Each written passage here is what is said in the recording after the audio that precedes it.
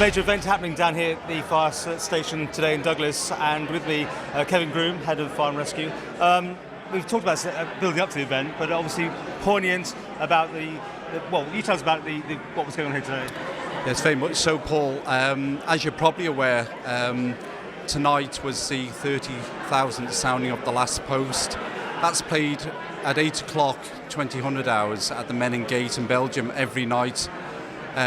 I was approached a few weeks ago by Hector Duff, our good friend, and Hector asked me would I consider if the Isle of Man Fire and Rescue Service could open up the 7 fire stations, put this event on this evening, which is a tribute to the tribute, and make it happen for him, for the Isle of Man, servicemen and ladies, ex-servicemen and ladies, and the community.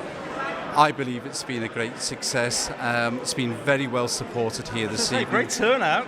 It's been an absolute marvellous. I'm quite overwhelmed with it, to be honest with you.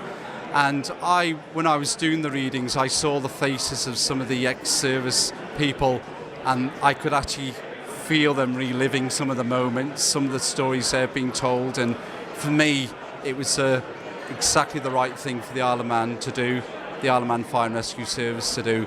And I'm very proud as the Chief Fire Officer that I've done it this evening. Fantastic.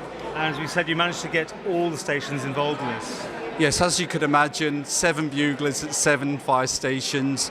And I'd like to thank the bugle players across the 7 stations, and also my staff, my whole-time staff and my retained staff, who've opened the doors this evening, welcomed everyone in, and hopefully the events across the other stations have been as successful as they have at Douglas. Okay. Well, let's leave this with the poem that you read. Very emotive. Can you tell us a bit about that? Yes, this is a poem that was written by a Flemish actor, a Mr. Wim O'Broek, and that poem this evening will be read out at every fire station worldwide, and also at the Menin Gate, which I'm led to believe is going to be read by Mr. O'Broek himself. But as you say, Paul, very poignant, and some of the words I tried to dwell upon because I knew what it meant to some of the people who came to Douglas Station tonight. When the last post blows, the stars and the planets stand still. The wind holds its breath, the rain stops, the moon turns pale. There is peace on earth, but a mournful sadness fills the air. Compassion flows down from on high, bowing every head. The bugles sound like foghorns. From the mist of the past, the dead stand up, soft and tender. Stardust whirls, rose leaves, poppies. All is quiet under the Menin Gate, but peace wears a false mask. The last post carries us back to the old world of the killing fields, to shattered landscapes, to the stench that hangs over no man's land. Mustard gas drifts across the mud of the trenches. The horror of the First World War is a gaping mouth. A silent cry that died on the lips of thousands of lost souls. Young men, their names engraved forever in long cold lists. Died for the fatherland, mourned in the motherland.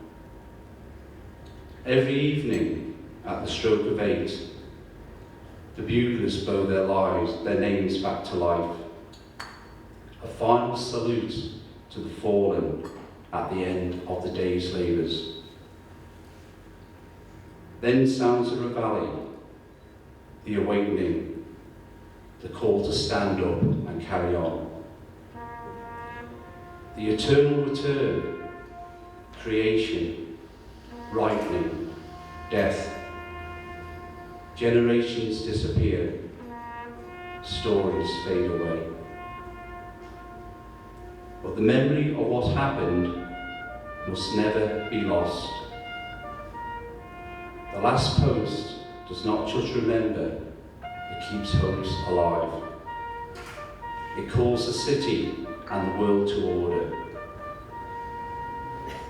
Under the Menin Gate, night after night, a legitimate ritual takes place, so that we will never forget, but above all so that we will see, once and for all, that every war year, anywhere in the world, is an attack on the foundations of our civilization.